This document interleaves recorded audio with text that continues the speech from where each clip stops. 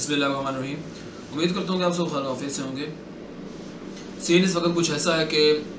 कल इंडिया के अंदर दो बड़े बड़े हादसा रोनमा हुए, जो कि इंडिया की हुकूमत के ऊपर एक बहुत बड़ा तमाचा है और उनके ऊपर एक बहुत बड़ा काला धब्बा जो कि पड़ चुका हुआ है। इन दो हादसा से पहले भी ऑलरेडी था, लेकिन अब जब ये दो हादसा रोनमा हुए एक ही दिन के अंदर, इंडिया के अंदर सुबह ट्रेन का हादसा रोनमा हुआ और शाम के वक्त ही जो बगलालपुर का ब्रिज था वो कोलैप्स कर गया और ये बगलालपुर का ब्रिज दूसरी बार कोलैप्स हुआ है। सूरत हाल कुछ ऐसी है, अगर हम ट्रेन के बारे में इस वक्त इंफॉर्मेशन जाने तो सीन कुछ ऐसे हैं कि जो मीडिया के अंदर और मकामी आबादी थी वहाँ के लोगों से इंफॉर्मेशन पता लगी है कि दो ट्रेनें आपस में नहीं टकराई। इस हादसे के अंदर बताया तो बेसिकली यही जा रहा था कि अर्ली स्टेजेस में कि ट्रेनें आपस में टकराई हैं, लेकिन जो रियलिटी है, जो ग्राउंड रियलिटी है कि ट्रेन आपस में नहीं टकराई। बेसिकली 4 ट्रेन ट्रैक्स थे, जिसके ऊपर जो एक ट्रैक था बिल्कुल खाली था जो कि दूसरी ट्रेन की तरफ से था, लेकिन जो पहली ट्रेन जो कि आने वाली ट्रेन थी वो पहले ट्रैक के ऊपर चढ़ गई और जिसके ऊपर ऑलरेडी एक ट्रेन की भारी भरकम बग्गी मौजूद थी, उस बग्गी के साथ ट्रेन टकराई है। और जब ट्रेन टकराई है, जो दूसरी ट्रेन जो दूसरी साइड में गुजर रही थी उसके आखिरी वाले जो बग्गियां थी वो उस ट्रेन के साथ टकराई और जब वो ट्रेन स्क्रैम्बल्ड हो गई, उसके अलावा जो उसका इफेक्ट था वो दूसरी ट्रेन पे भी पड़ा। इसका नतीजा ये निकला कि इंडियन इंफॉर्मेशन के मुताबिक, इंडियन मीडिया के इंफॉर्मेशन के मुताबिक जो तकरीबन 275 लोगों की डेथ हुई है और 1000 से ज़्यादा लोग इंजर्ड हैं, जबकि जो ट्रेन के अंदर जो लोग मौजूद थे, जो जनता ट्रेन के अंदर मौजूद थी, वो तो कह रही है कि ये जानबूझकर इस अमवात की तादाद को कम बताई जा रही है ताकि हुकूमत को बेनकाब ना किया जा सके। बेसिकली वहाँ के लोगों के मुताबिक ट्रेन की एक बग्गी के अंदर तो ज़्यादा से ज़्यादा 300 से 400 लोग होते हैं और ट्रेन की तो तकरीबन 8 से 9 बग्गियाँ उलट गई थी। तो इससे साफ साफ पता चलता है कि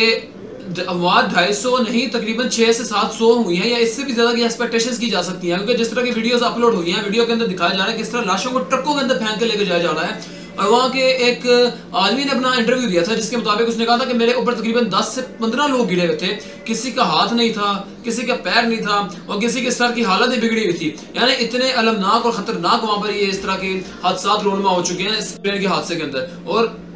काफ़ी ज़्यादा वीडियोस इसके अंदर शो हो चुकी है जो मैं आप लोगों को दिखा रहा हूँ। और मोदी हुकूमत भी इसके लिए काफ़ी ज़्यादा रिस्पॉन्सिबल है, क्योंकि इस ट्रेन हादसे के बाद काफ़ी ज़्यादा सवाल उठाए जा रहे हैं कि ट्रेन की सिक्योरिटी के हवाले से कि क्या ट्रेन की सिक्योरिटी, जिस इलाके से ट्रेन गुजर रही थी, क्या उस इलाके में सिक्योरिटी प्रोवाइड नहीं की जा रही थी जिसकी वजह से ये हादसा रोनमा हो गया। क्यों ऐसा हुआ है कि 2 ट्रेन एक साथ ही ट्रैवल कर रही हैं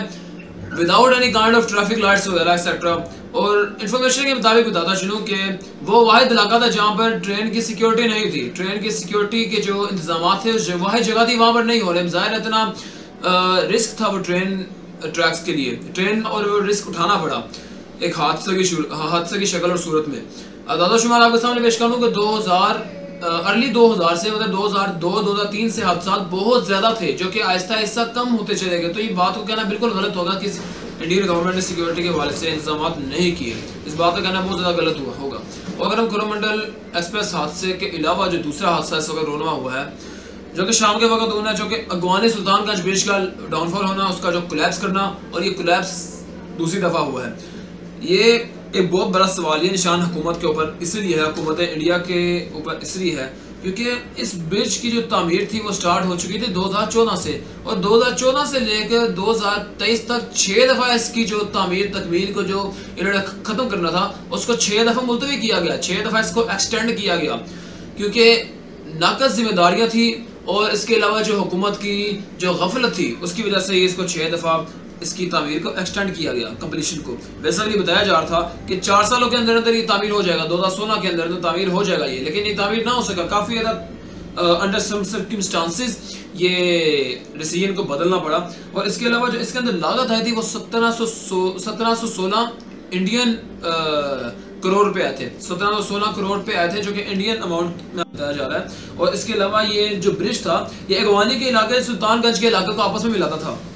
और सेकेंड दफ़ा इसका कोलैप्स हो चुका है इस बारी। और कोलैप्स जिस तरह नज़र आ रहा है, शुक्र है कि इसके अंदर कोई जानी हादसा, जानी माली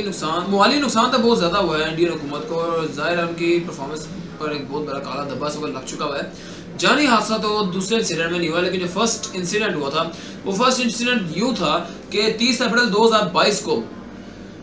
एक आर्टिकल के मुताबिक 30 अप्रैल 2022 को ये ब्रिज कोलैप्स किया था, पहली दफ़ा कोलैप्स किया था। और जो मेन रीज़न थी वो रीज़न थी एक हैवी स्टॉर्म, एक आंधी की वजह से, सिर्फ एक आंधी की वजह से एक बहुत बड़ा ब्रिज जिसकी लागत तामीर की 1717 करोड़ रुपए थी, वो कोलैप्स कैसे कर सकता है। एक तो सबसे बड़ा सवाल निशान इस बात का है कि इसके अंदर ये चीज़ें फिर हक़ायक़ में इस चीज़ों का शामिल होना नागुज़ीर होगा कि जो माल, जो सामान, जो कि सीमेंट वगैरह, जो इस तरह की रिसोर्सेज होते हैं जो कि ब्रिज को तामीर करने के लिए इस्तेमाल होते हैं, फिर उनके ऊपर सवाल निशान आएगा कि क्या वो 2 नंबर क्वालिटी का सामान सारा कुछ यूज़ हुआ था इसके अंदर। वैसे भी जो डेप्यूटी चीफ मिनिस्टर है बिहार के तेजस्वी यादव, उनका कहना यही है कि 2 नंबर मटेरियल यूज़ हुआ है बेसिकली इस ब्रिज की तामीर के अंदर, जिसकी वजह से ये दूसरी बार हादसा रोनमा हुआ है इसके अंदर। अब देखिए इतनी बड़ी गफलत तो नहीं ना हो सकती है एक बड़े से प्रोजेक्ट के अंदर कि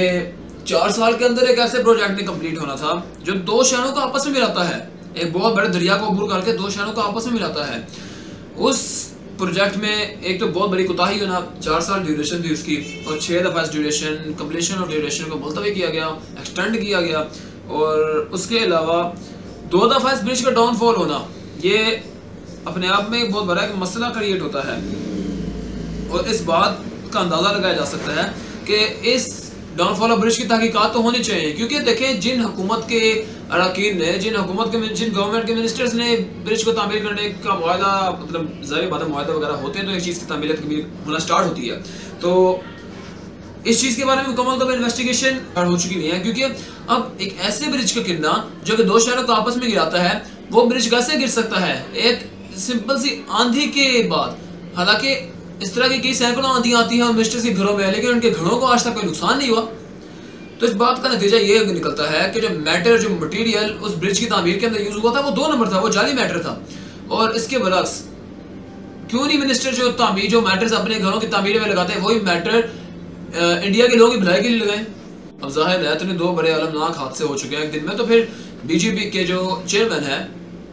नरेंद्र मोदी, उन्होंने तो फिर आकर अपनी सफाइयाँ देनी थी ना। जाहिर है सफाइयाँ चाहे बिना किसी हक़ाइक़ को या हक़ाइक़ पर मबनी हो, सफाइयाँ तो सफाइयाँ ही होती हैं, वो देनी पड़ती हैं